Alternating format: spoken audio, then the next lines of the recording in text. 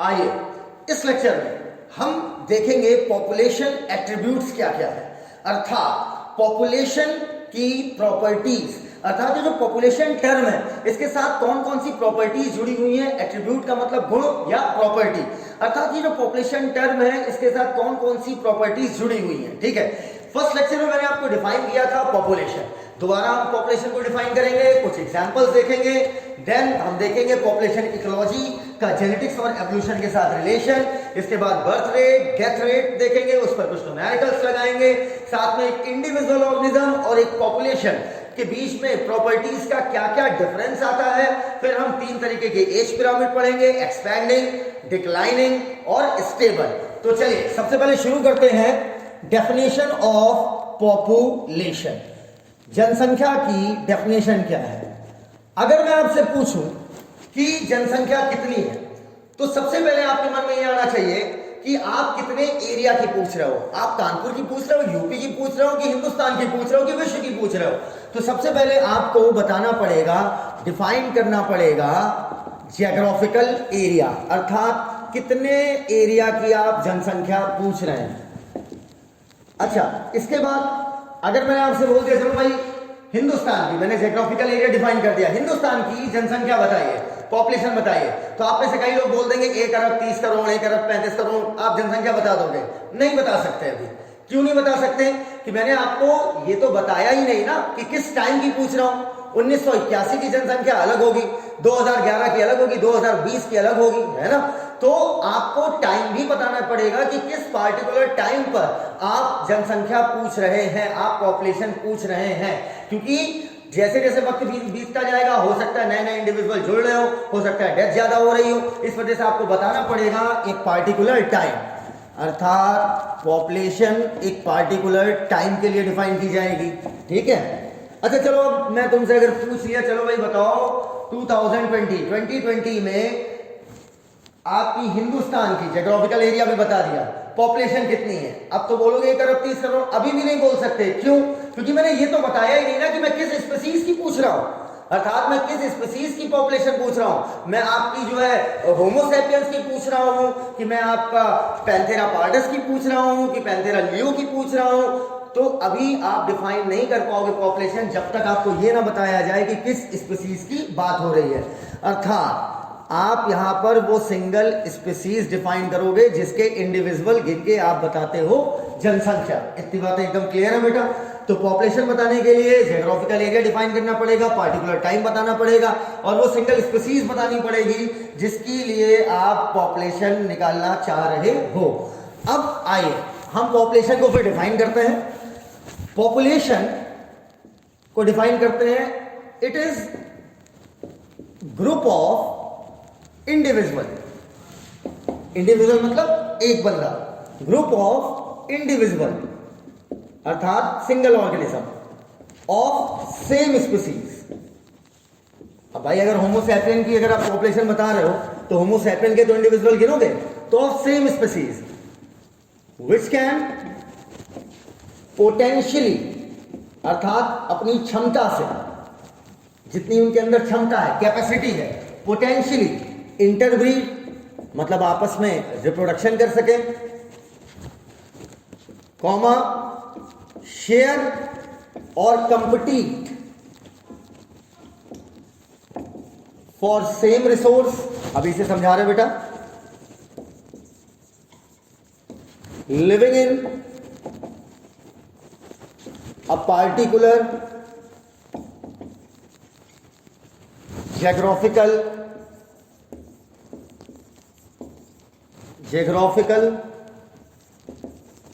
area at a particular time। ये हुई आपकी पॉपुलेशन की डेफिनेशन, अच्छे से समझिएगा।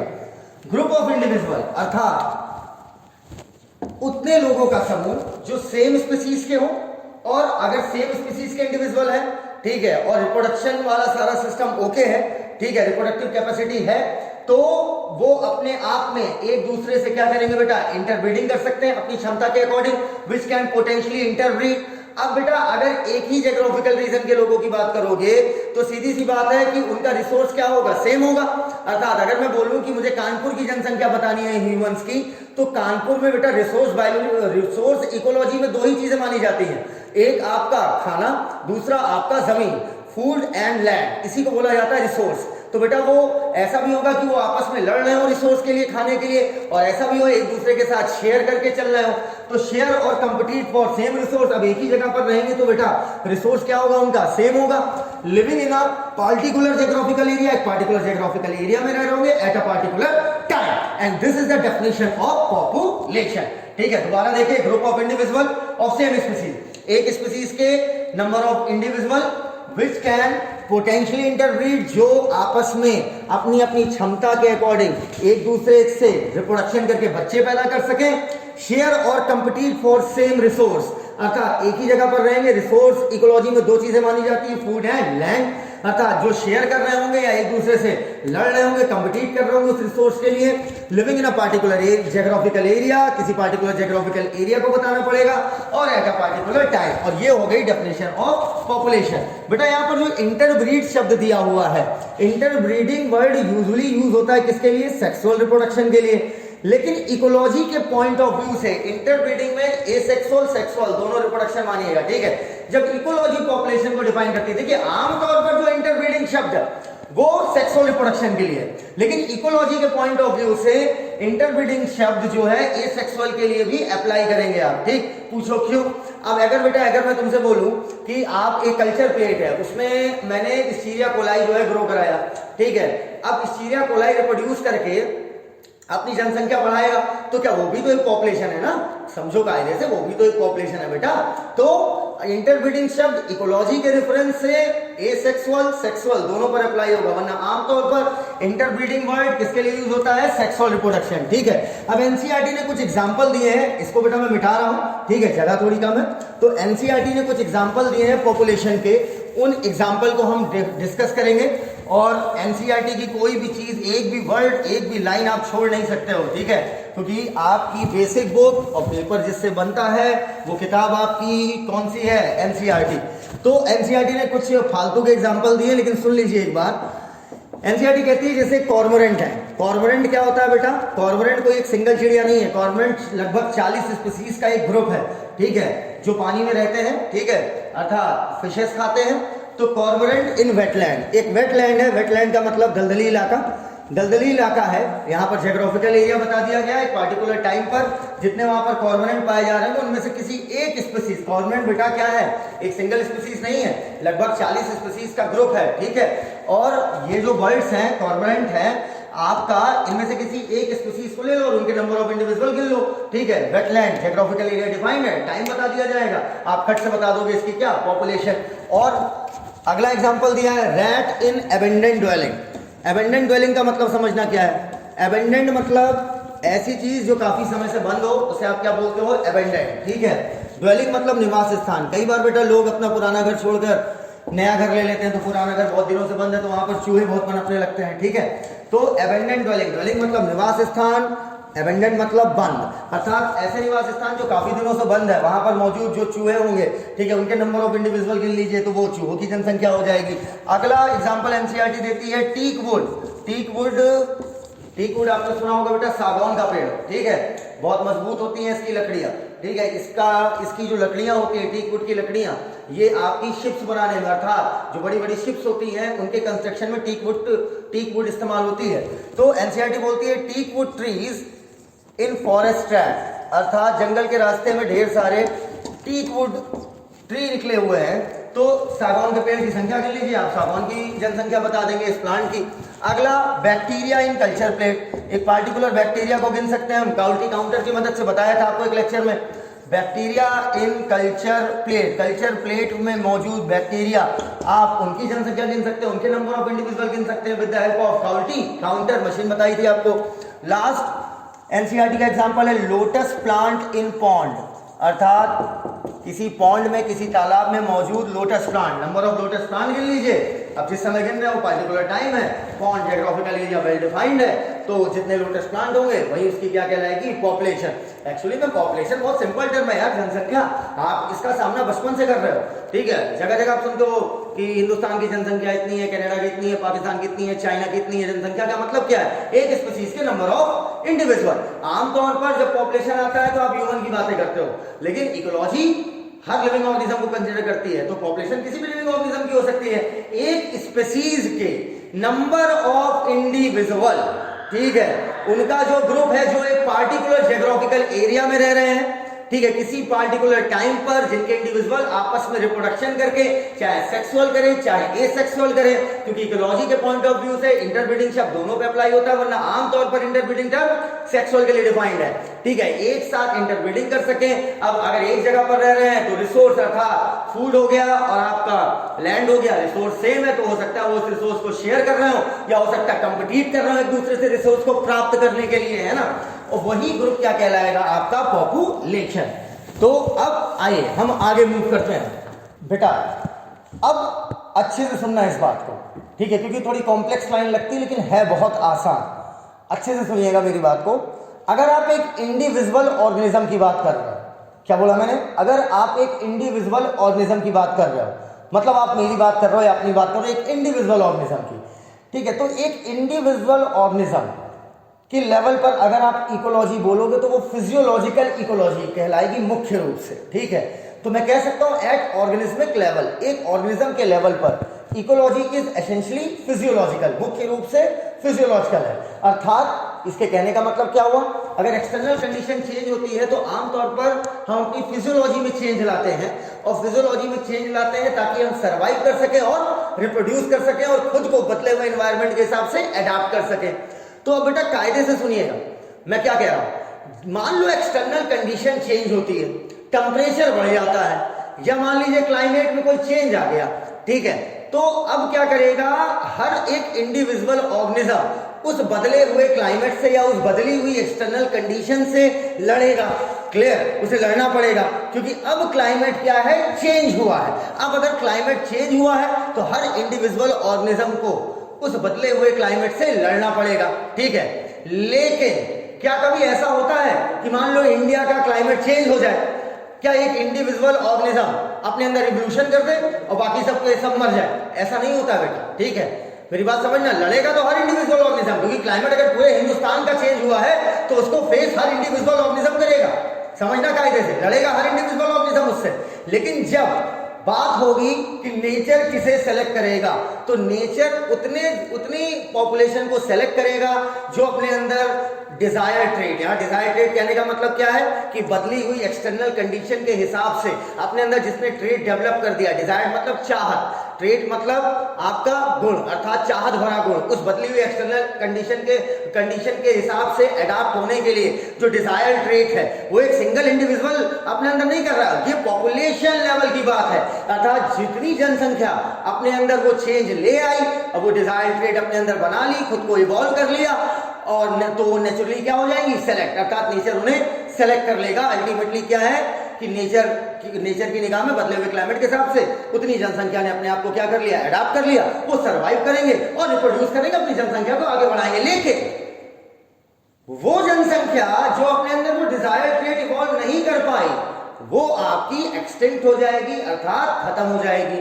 तो क्या मैं बोल सकता हूं कि जब इन्वायरमेंटल कंडीशंस चेंज होती हैं किसी हैबिटेट की, ठीक है, तो वो हर उस इन्वायरमेंट में मौजूद, उस हैबिटेट में मौजूद या उस जियोग्राफिकल एरिया में मौजूद हर इंडिविजुअल ऑर्गेनिज्म उस बदले हुए एनवायरनमेंट को फेस करता है और लड़ने की कोशिश करता है। लेकिन जब आप बात करेंगे नेचुरल सिलेक्शन की, जैसे हार्डी-विनबर्ग प्रिंसिपल में आपने बात करी है, एवोल्यूशन में आप हार्डी-विनबर्ग प्रिंसिपल पढ़ते हो, वहां पर भी तो पॉपुलेशन जेनेटिक्स की बात करते हो, तो बेटा वहां पर भी आपने नेचुरल सिलेक्शन, हार्डी-विनबर्ग ने जो प्रिंसिपल दिया था आपका, तो वहां पर भी आप ये बात करते हो पॉपुलेशन जेनेटिक्स की। तो लेकिन जब नेचर सेलेक्ट करेगा, एवोल्यूशन की बात करोगे, तो ये पॉपुलेशन लेवल की बात होगी, ठीक है। तो क्या मैं ये बात लिख सकता हूं कि बदले हुए या बदली हुई एक्सटर्नल कंडीशन से लड़ना हर इंडिविजुअल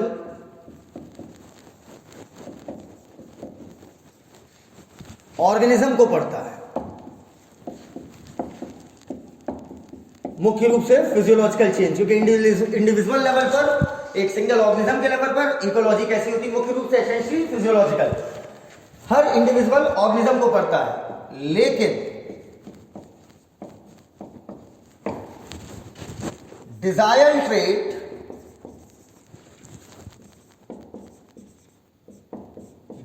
ट्रेट इवॉल्व करके नेचुरली सेलेक्ट होना, ये इंडिविजुअल का काम है कि पॉपुलेशन का? पॉपुलेशन लेवल की बात है, ठीक है। चलो जल्दी से छापिए, फिर मैं एक फाइनल कोट लिखता हूं। तो मतलब पॉपुलेशन इकोलॉजी जो है, जो पॉपुलेशन लेवल पर हम इकोलॉजी पढ़ते हैं, तो बेटा काफी इंपॉर्टेंट एरिया हुआ, ठीक है। इकोलॉजी की ये काफी इंपॉर्टेंट ब्रांच हुई। क्यों? क्योंकि ये क्या कर रही है, पॉपुलेशन को जेनेटिक्स से भी जोड़ रही है और एवोल्यूशन से भी। जेनेटिक्स के कैसे जोड़ रही है बेटा? डिजायर ट्रेट लाने के लिए, इवॉल्व करने के लिए आपको अपने जीन्स में चेंज करना पड़ेगा, तभी नया ट्रेट इवॉल्व होगा, तभी एक नया ट्रेट आएगा। और नेचुरल सिलेक्शन आपका जो है, ये आप एवोल्यूशन में पढ़ते हो, तो क्या मैं फाइनली लिख सकता हूं कि देयरफॉर पॉपुलेशन जेनेटिक्स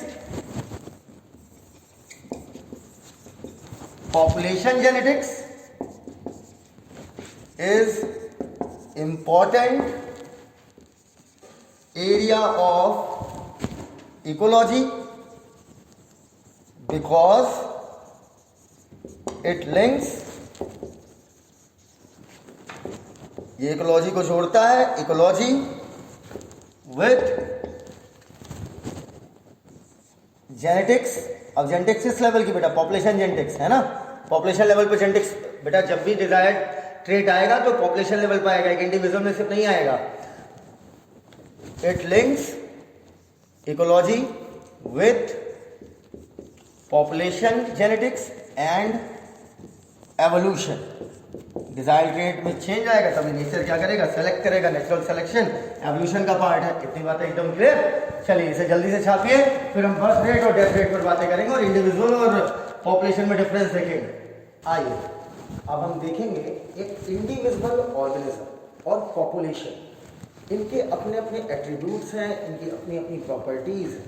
एक इंडिविजुअल ऑर्गेनिज्म की प्रॉपर्टी और पॉपुलेशन की प्रॉपर्टी बहुत हद तक मैच करती है, लेकिन कुछ डिफरेंसेस भी हैं। एक इंडिविजुअल ऑर्गेनिज्म और पॉपुलेशन, इनकी जो प्रॉपर्टीज हैं, इनके जो एट्रीब्यूट्स हैं, आपस में मैच भी करते हैं और डिफर भी करते हैं, ठीक है। तो यहां पर हम कुछ डिफरेंसेस देखेंगे एक इंडिविजुअल ऑर्गेनिज्म में, एक इंडिविजुअल ऑर्गेनिज्म में और उसकी पॉपुलेशन, जो उस स्पीसीज के ग्रुप ऑफ इंडिविजुअल होंगे जो मिलकर उसकी पॉपुलेशन बना रहे हैं, इनमें आपस में डिफरेंस क्या है। देखो बेटा, एक इंडिविजुअल ऑर्गेनिज्म, देखो रटना नहीं, सोचना है, बायो है क्योंकि एक इंडिविजुअल ऑर्गेनिज्म जो होता है वो या तो मेल होगा या तो फीमेल होगा, ठीक है। लीव अबाउट ट्रांसजेंडर, ठीक है, मैं जनरल बात कर रहा हूँ। एक इंडिविजुअल ऑर्गेनिज्म है, अगर मैं खुद को बोलूँ तो मैं मेल हूँ, आप पता नहीं मेल हो सकते हो या फीमेल। अरे मतलब कहने का ये है कि स्टूडेंट, मेल स्टूडेंट भी हो सकते हो, फीमेल भी। तो एक इंडिविजुअल के लिए आप क्या बोलोगे? मेल या फीमेल। लेकिन क्या पॉपुलेशन के लिए आप बोलोगे male female, mail population female population? ऐसा वर्ड जनरली यूज नहीं करेंगे। पॉपुलेशन के लिए हम बेटा यूज करते हैं सेक्स रेशियो।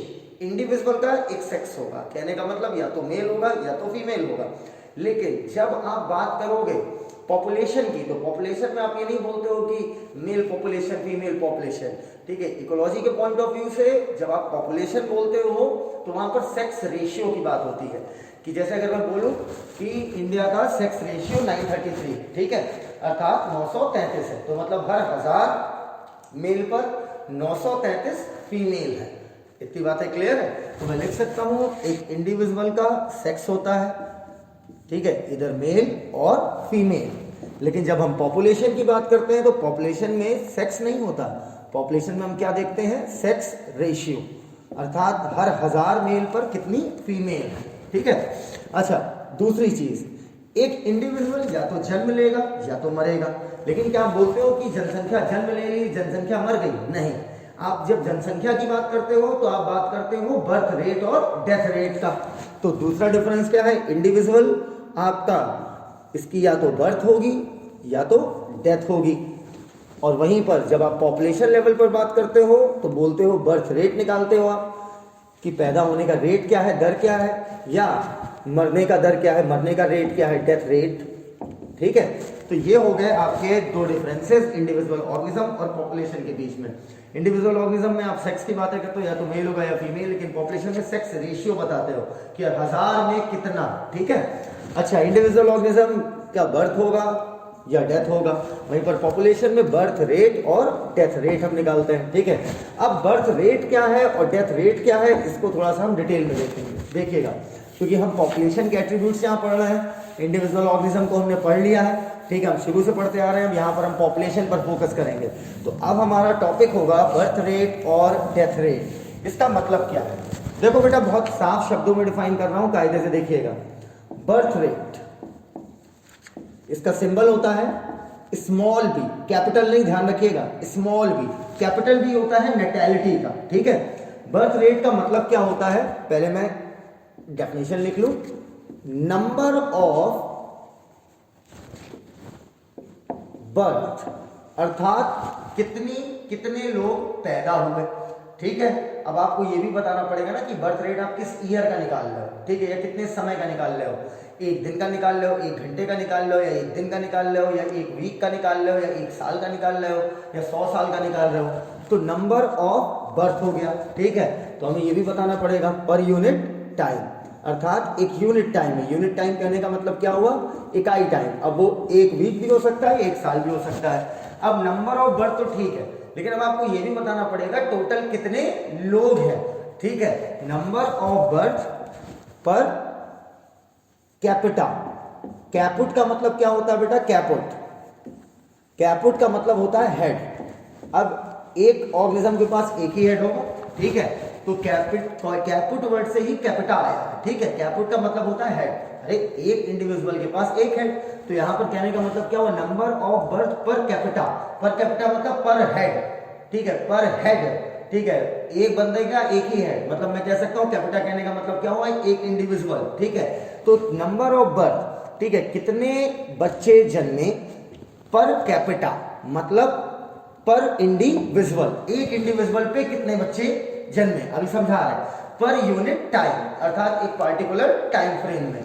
इसी को हम लोग क्या बोलते हैं बेटा? बर्थ रेट, जिसे हम सिंबल क्या देते हैं? Small B. याद रखना इस चीज को, स्मॉल बी, दोबारा फोकस करना है। अच्छा, ऐसे समझो बेटा कि अगर मैं तुमसे कहूं कि मेरे घर में टोटल 5 लोग हैं। कितने? 5। और मैं कमाता हूं महीने के 10,000 रुपए। ठीक है। तो कमा सिर्फ मैं रहा हूं। ठीक है, 10,000 रुपए, और घर में टोटल लोग कितने हैं बेटा? 5।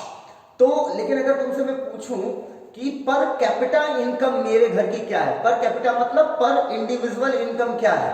तो पर इंडिविजुअल क्या है? मतलब प्रत्येक की बात करो, कमा वही रहा हूं, लेकिन जब सबकी बात करोगे तो उसमें सब इंक्लूड होंगे, जो नहीं कमा रहे हैं वो भी इंक्लूड होंगे। तो पर कैपिटा में क्या आया बेटा? 2,000 रुपए। अरे, 5 लोग हैं, 10,000 में बांटो, 10,000 को 5 लोगों में बांटो तो 2-2 हजार सबको मिलेंगे। तो एक बंदे के पास कितना पैसा आ रहा है? 2,000। तो यहां पर बर्थ रेट में एक्चुअली हम ये नहीं देखते कि जिन जिन लोगों ने पैदा किया सिर्फ उनको हम काउंट करेंगे। ठीक है ना? बिल्कुल नहीं, हम सबको काउंट करेंगे जो उस पॉपुलेशन में है। अगर मैं हिंदुस्तान का बर्थ रेट निकालता हूं तो इसका मतलब ये भी है कि उसमें हम पूरी जनसंख्या काउंट करेंगे। ठीक है, चाहे वो रिप्रोडक्टिव एज में हो या ना हो, उससे फर्क नहीं पड़ता, पूरी जनसंख्या आपको देखेंगे और तब निकालेंगे कि जितने बच्चे हुए, जितने बच्चे पैदा हुए, ठीक है, पर इंडिविजुअल उसका कितना परसेंटेज आ रहा है, अर्थात कितना रेट आ रहा है। एग्जाम्पल के तौर पर एनसीईआरटी का चलो एग्जाम्पल उठा लेते हैं। एनसीईआरटी कहती है, एक एग्जाम्पल के थ्रू समझाने की कोशिश करती है, कहती है कि एक तालाब है जिसमें मान लीजिए 2019 में उस तालाब में 20 लोटस के प्लांट थे। कितने?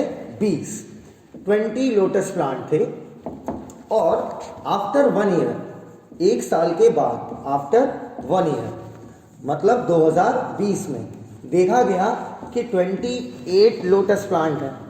ठीक है, तो बताओ बेटा कितने लोटस प्लांट बढ़ गए? ठीक है, 20 थे पहले, 28 हो गए, मतलब कितने बच्चे ऐड हो गए? 8 नए लोटस प्लांट का जन्म हुआ। अब ये जो 8 नए लोटस प्लांट बने हैं, जरूरी नहीं कि 20 के 20 लोटस प्लांट सबके सब रिप्रोडक्शन कर रहे होंगे। ठीक है, सबके सब कर रहे होते तो और ज्यादा आता वैल्यू यहाँ पर। ठीक है, फिर 8 ना बढ़ रहे होते और ज्यादा वैल्यू आती। तो इनमें हम हर वो लोटस प्लांट काउंट करेंगे जो उस तालाब में है। इतनी बातें एकदम क्लियर? उस पूरे तालाब में जितने लोटस प्लांट हैं हम सबको काउंट करेंगे, तब निकालेंगे। तो अब देखिएगा, तो बर्थ रेट अगर हमें निकालना हो, birth rate is equal to number of birth. कितनी बर्थ हुई बेटा? 8 पर कैपिटा, अर्थात पर इंडिविजुअल। ठीक है, अब कितने इंडिविजुअल थे? 20, 28 मत काउंट कर लेना, 28 तो टोटल आ रही है ना बेटा। तो उस समय कितने इंडिविजुअल थे? 20। तो नंबर ऑफ बर्थ कितने किया? 20 लोगों पर निकालना है, सब पे निकालना है, भले वो उन्होंने बच्चा पैदा करने में पार्टिसिपेट किए नहीं किए, दैट डजंट मैटर। तो 20 थे, तो पर कैपिटा कितने हेड हुए? 20।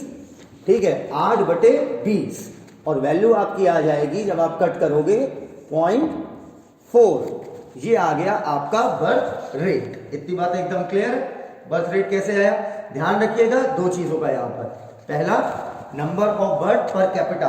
ठीक है, पर कैपिटा का मतलब पर हेड, चाहे वो बच्चा पैदा करे हो या ना किए हो। ठीक है, बस वो जनसंख्या का पार्ट है तो उन्हें हम काउंट करेंगे। ठीक है, तो ये हो गई आपकी बर्थ रेट निकालने का तरीका, और that this is birth rate. ठीक है, ध्यान रखना बेटा, इसमें आपको टाइम पीरियड भी बताना पड़ेगा, पर यूनिट टाइम इसने लिख दिया है। ठीक है, अब आइए डेथ रेट समझते हैं क्या होता है। डेथ रेट कुछ नहीं बेटा, बहुत ही आसान, जैसे बर्थ रेट है वैसे डेथ रेट है। अब डेथ रेट में कुछ नहीं, बस हमें देखना है नंबर ऑफ डेथ, अर्थात कितने लोग मरे पर हेड, अर्थात अगर एक बंदे को काउंट करेंगे तो उस पर कितना परसेंटेज आ रहा है या कितना रेशियो आ रहा है पर यूनिट टाइम, किसी पार्टिकुलर टाइम में। ये हो जाएगा आपका डेथ रेट। डेथ रेट को हम सिंबलाइज करते हैं स्मॉल डी से। ठीक है, कैपिटल डी से नहीं बेटा, स्मॉल डी से। बर्थ रेट को स्मॉल बी से और डेथ रेट को स्मॉल डी से। रेट, अगर रेट आएगा चाहे बर्थ चाहे डेथ, तो याद रखना स्मॉल लेटर यूज होगा। ठीक है, तो चलो एनसीईआरटी का एग्जांपल यूज करते हैं। एनसीईआरटी कहती है कि 40 फ्रूट फ्लाई है जो लैब में है, उन पर एक्सपेरिमेंट चल रहा है। ठीक है, 40 फ्रूट फ्लाई, भाई ड्रोसोफिला मेलानोगास्टर डेंटिस्ट में जिनका एक्सपेरिमेंट हम करते हैं, 40 फ्रूट फ्लाई है। ठीक है, आफ्टर 1 वीक, 1 हफ्ते बाद, आफ्टर 1 वीक, ठीक है, 8 फ्रूट फ्लाइज कर लीजिए, 8 फ्रूट फ्लाइज डाइड, वो मर गई। तो बताइए डेथ रेट कितना आएगा? तो बेटा कितना हो जाएगा? नंबर ऑफ डेथ रेट निकालना हमें। Death rate is equal to number of death कितनी हुई है? 8। तो अब बेटा पर इंडिविजुअल हम देखेंगे कितना रेशियो आ रहा है। ठीक है, तो कितनी थी शुरू में? 40, तो 8/40। ठीक है, हो जाएगा हमारा आंसर 0.2। ठीक है, 0.2 आया फ्रूट फ्लाई का डेथ रेट। टाइम पीरियड कितना ले लिया हमने? यूनिट टाइम किसे माना है? 1 वीक। इस तरीके से हमने निकाल लिया डेथ रेट। ठीक है, समझ तो गए होंगे, बड़ा आसान सा लगा होगा, लेकिन अगर इसके ऊपर क्वेश्चन प्रैक्टिस नहीं किए ना तो आप सीख नहीं पाए। आप मेरी बात सुनिएगा कायदे से, सीधी सीधी बातें। ठीक है, सीधी सीधी बातें हैं, अगर आपको समझ में आ रही बिल्कुल सीधी स्ट्रेट बातें, इसका मतलब सीख नहीं रहे हो। अगर आप चीजों को एनालाइज ना कर पाओ तो इसका मतलब आप सीख नहीं रहे हो, सिर्फ आप सुन रहे हो। ठीक है, तो वीडियो लेक्चर खत्म करो, मत पढ़ो। ठीक है, जाओ, सब कुछ एनसीईआरटी में लिखा है, सब कुछ किताबों में लिखा होता है। ठीक है, अगर आप टीचर से पढ़ लो दैट मीन कि आपको उस चीज की कंप्लीट फीलिंग आनी चाहिए कि आप बहस कर सको, आप किसी से डिस्कस कर सको उस टॉपिक को। ठीक है, स्ट्रॉन्ग होल्ड से। ठीक, तो कायदे से सुनना मेरी लास्ट बात। पर हेड निकाला जाता है, इस चीज को याद रखना। चाहे अब भैया 40 में 8 मर गई हैं, ठीक है, तो उसके बाद भी हम काउंट कितना करेंगे? ठीक है, इनिशियल पॉपुलेशन को 40। इतनी बातें एकदम क्लियर है। तो चलिए अब इस पर अच्छे से 3-4 सवाल लगाते हैं। ठीक है, अच्छे सवाल, प्यारे सवाल लगाते हैं। उन सवाल को लगाने से पहले मैं आपको यहाँ पर बेसिक मैथ्स थोड़ी सी सिखाऊंगा। ठीक है, ताकि आप वो सवाल डायरेक्ट निकाल लें, वरना आप वो बहुत टाइम टेकिंग हो जाएंगे। ठीक है, ऐसे सवाल आते हैं। ठीक है, आप उन्हें वही रफ तरीके से लगाते हो, परसेंटेज बार बार निकालते हो, 3-3 4-4 बार निकालते हो परसेंटेज, टाइम वेस्ट करते हो, इतना टाइम नहीं होता बेटा बायो के लिए। ठीक है, बायो आपकी 35 से 40 मिनट में खत्म होनी चाहिए नीट की, क्योंकि फिजिक्स केमिस्ट्री 1 घंटे 5 मिनट 1 घंटे 10 मिनट की होती है। तो इस चीज़ को याद रखिएगा, बायो 40 मिनट के अंदर आपको निपटानी होती है। तो इस वजह से चीज़ों को जल्दी निकालने का तरीका सीखो। ठीक है, ऐसा बोर्ड की तैयारी जब हम करते हैं बेटा, तो बोर्ड की तैयारी में हमें चीज़ें बहुत आराम से डेराइव करके डिटेल में पता होनी चाहिए। लेकिन जब हम किसी एग्जाम की प्रिपरेशन करते हैं तो हमें डेरिवेशन तो पता ही होना चाहिए, तो मस्ट है, वरना कभी कौन सा फील ही नहीं होगा। ठीक है, लेकिन उसके साथ में हमें तुरंत खट से क्वेश्चन निकालने का तरीका भी पता होना चाहिए। ठीक है,